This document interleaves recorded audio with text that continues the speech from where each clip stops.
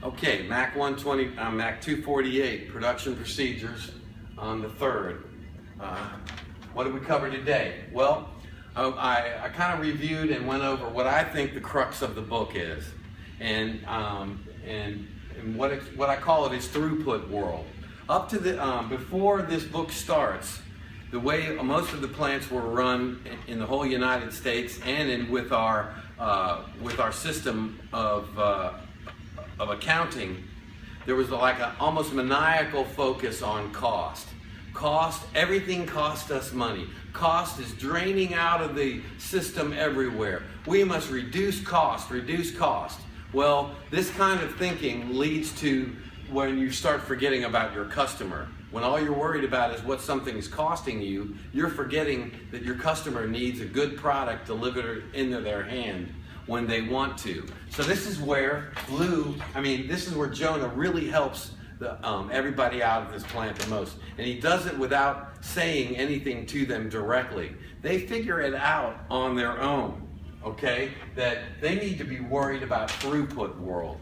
And the way they get focused on this is they start thinking about bottlenecks. So over here, Mr. Flax gave us a really nice PowerPoint of this bottleneck concept. And you can see, even by looking at this, that the idea here is flow through the system. It's not reducing costs or pinching back on anything. What we're trying to do is to get an efficient flow of material through the shop to assembly where it can be, where it can come together all at the same time and then get into our customers' hands. By identifying the bottlenecks and then exploiting them and then offloading them like they do here. Now they've offloaded the bottlenecks. They have to do one more measurement, and in the end they have proper flow, controlled flow and material release through the plant so that the parts come to assembly at the right time. This gets them, it clears off their backload, and it enables them a nice reduction in delivery time or in cycle time from the beginning to the end. That has nothing to do with operating cost. Lou identifies later on that in their quest, and at the end of it, they have got tens of percents of improvement in throughput. 10 to 20% improvement in throughput, 10 to 20% reduction in inventory, in-process inventory, but operating expense has only gone down 2%. And yet, they're making 20% more money on the bottom line. They were losing money before.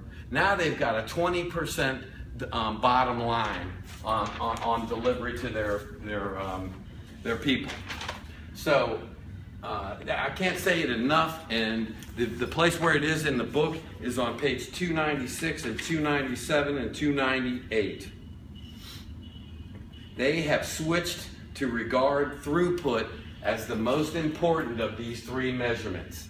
It was before, it was operating expense. We must control expense, we must control cost. We ignored inventory and thought of it as an asset, and throughput was probably the third most important thing then. When they found that they had 90 days to save their jobs, they went back to this throughput idea in a quick hurry. It has nothing to do really with controlling operating costs. So this 20% ends up the same number over here where they're now making 20% more on the bottom line. My goodness. They discover at the very end of the book that they have 20% spare capacity. They built that much buffer into the system. So then Rogo uses up the buffer, he sells that capacity to Europe, and then they're right back where they started again. They think the bottlenecks have spread. They have people are panicking. They have several meetings about it. But at the end of the meeting, near the end of the meeting, they apply this process of the theory of constraints, of continuous improvement to that problem. And Bob, the plant, takes over as plant manager, and the system and the process of continuous improvement that they found is used and is proved once again to handle the exact same problem in a much better way. They've reduced the complexities of their system down to these things and have given themselves a way to manage.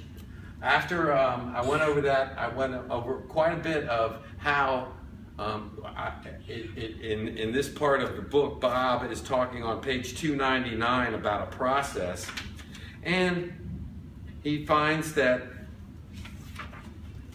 a process cannot have little projects in it, but a project can have lots of little processes. And they were confusing these things before. Do you think that launching several improvement projects is a process? No.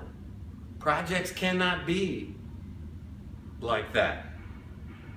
A project can have lots of little processes in it, but a process itself cannot have any projects.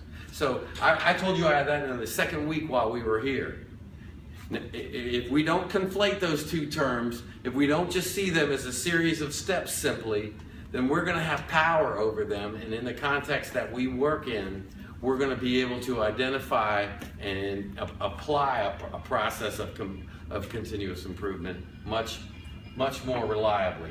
At the end of class, I gave examples that were from the book, applying the theory of constraints to the two top production procedure improvements in the book. The red and green tags was production procedure improvement number 1. The second one was cutting lot sizes in half.